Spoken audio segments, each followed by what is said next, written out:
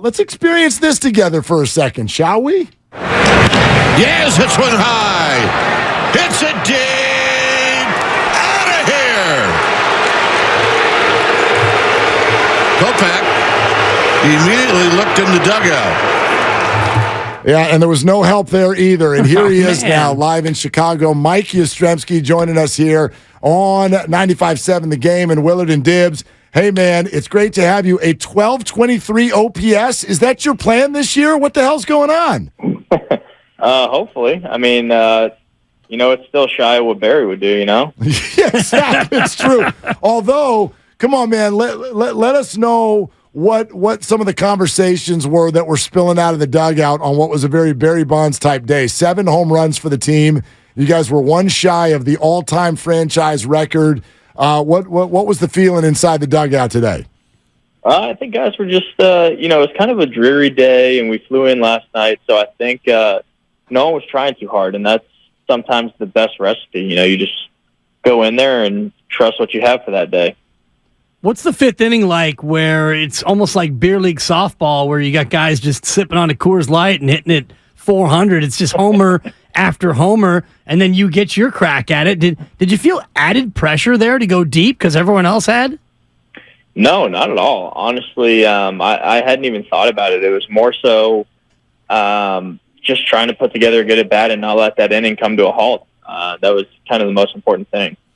Mike Yastrzemski with us on Willard and Dibs, goes 2 for 3 with a homer and a double. The Giants beat the White Sox 12-3. Hey, Mike, Farhan had said before the year that he thinks this could be a team that hits a lot of home runs. Is that almost part of the philosophy offensively? What do you think this is going to look like for the whole group toward the end of the year? I don't necessarily think it's part of the philosophy, but just a result of good at-bats and good training. We've got great hitting coaches, and obviously Farhan sees great talent, so we've got a lot of talented guys, and I think it's just one of those things where you just try and put together a good at bat for the guy behind you, the guy in front of you, and good things just start to roll. Is it frustrating when you have, and it's been a small sample size, but you've got a couple of games where nobody hits anything and then other games where everybody's hitting everything? Is it hard to stay locked in and confident when you go from zeros to heroes in the course of just hours? I think that's just baseball. There's nobody who can be amazing every single day. This game will humble you very quickly, and I think as long as we keep the mindset that we have, where we have short-term memory loss after a bad game, and we focus on how to get back to what we want to be doing on the field, then we'll be in great shape. But it's those times where you actually mentally and emotionally ride those highs and lows. As long as you're kind of staying somewhere in the middle, then you can hopefully be in a better spot for most of the days. Mike, can you tell everybody what happened to Bryce Johnson in the clubhouse after the game? Yeah, he had a nice little beer shower, just to make sure he enjoyed it and had a good memorable moment. There may have been some like baby powder thrown in there, some smoothies, but that's the best part about hitting your first homer in the show. I heard also, ketchup, mustard, and anything that goes on a pancake. True or false? That's and plus some. Nice, like powdered sugar and syrup. And tremendous. Who is the auteur or the author of kind of the add-ons? Because the beer shower is kind of a standard, but then who decides whether it's going to be a syrup day or a salsa day?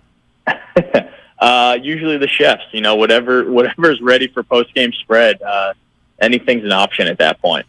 Hey, Yaz, Mike Yastrzemski's with us here on Willard and Dibs. Hey, what do you think about this one game and then a day off in these series to start? How's that working for you guys? It's fine. It's interesting.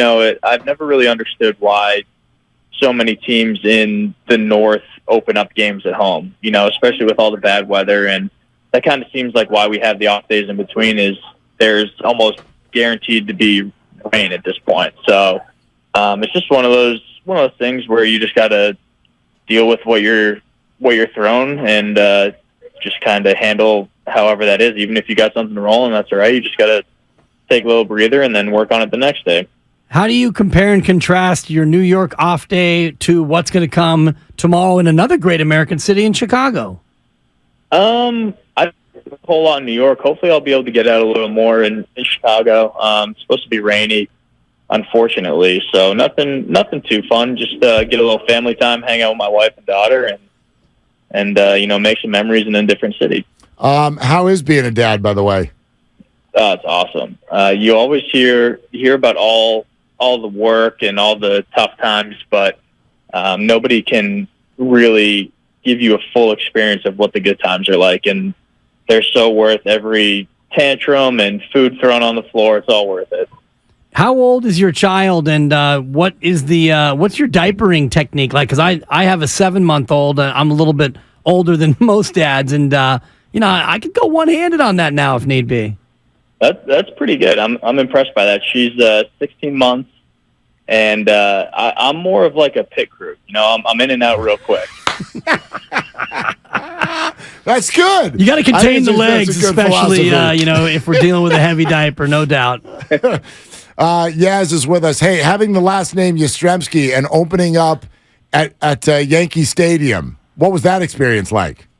That was pretty cool. It was obviously it was a tough day when you got to face Garrett Cole, but it was a really cool experience to play there, and it was surreal. The crowd was great, and I never really. There were a few places where you go through the big leagues and they're a little more underwhelming, but there's nothing that's really as big of a stage as Yankee Stadium, and that was really cool to experience. Now, it was fun to see you guys with that schedule spot to start and be able to come home here. And by the way, the sun is actually out here in the Bay Area now, so you've got. How about it? Yeah, I mean, shocking. The home opener this weekend. It's supposed to be really, really nice. It's going to be gorgeous. But what's it like playing outfield with some new mates out there, and including you got Sable out there, you got Johnson, Conforto. Is it a little bit different with some new outfield mates? Yeah, but I think it's been really good so far. It's been fun. It'll be nice to have Slade and Haniger back too. Just playing with guys that are going to be out in the outfield every day is awesome and kind of a sigh of relief, because it's always in the back of your head when you've got somebody who's not playing their natural position. It's not their fault or anything, but you just always have it in the back of your head of, do I have to cover extra ground? Do I have to shade over here? So it's really nice having guys who are very experienced in the outfield out there. Yes, I got 2 new rules questions. One of them, all right. Pitch clock. What do you think? I think it's been fine. I don't really know if I've seen much of a difference in terms of, how the game's actually being played. But I was told from some family that they'd be like, well, we blinked and the game was over. Yeah. Like they didn't enjoy it at the field, but they enjoyed it when they watched it on TV. They explained it as, with the way that ticket prices are and beer prices and everything. It's like if you're going to go to 1 or 2 games a year, and that's what they're really hoping for. They want to enjoy that ballpark experience and be there for as long as possible. And some people think that way, some people don't. But I thought that was an interesting take. I got to admit, that's been on my brain what this is going to feel like. Like if you go to get a beer and a dog, and you come back and you missed an inning and a half. Like what's that going to feel like for people? Yeah. That was the other thing I was asking them. I was like, you catch a long line, and all of a sudden there's 2 innings gone. Right. All right, and then here's the other one. The idea with the shift going away has been more balls in play. And then you guys went to Yankee Stadium and struck out 417 times in 3 games.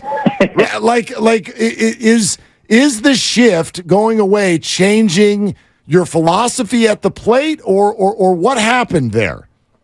I don't think so. I think we just ran into a buzzsaw a couple times. There's the reason why Garrett Cole gets paid over $300 million.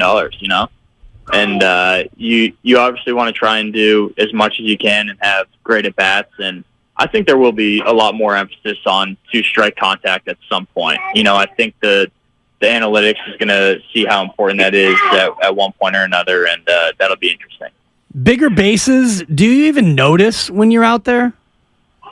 You mean the pizza boxes? Exactly. No, I haven't noticed anything different on that, but it does seem like stolen base numbers are up with all the new rule changes and stuff like that. So that'll be something to keep an eye on for sure. Is that your daughter right there in the background? What's she got going on? Yeah. Yeah, Yeah, she's going nuts over here. She loves running around in hotels right now.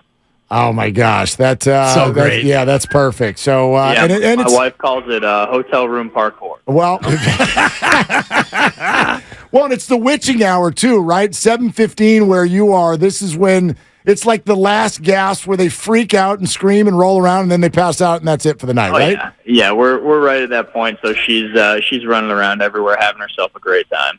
It's the beauty of the hotel, though, is the long, long hallway. You can just, turn her loose and check her 40 time. Exactly. Yeah. Just hope that it's everybody else on the team that's on the floor, not other guests. Yeah, true. Yes. Thanks so much for calling in, man. We really appreciate it. Thanks, guys. Appreciate it. Okay, there he goes, Mike Yastrzemski, with his lovely wife and daughter in Chicago. And a full day off in one of America's greatest cities, as you said. Yeah. And, of course, it's going to rain.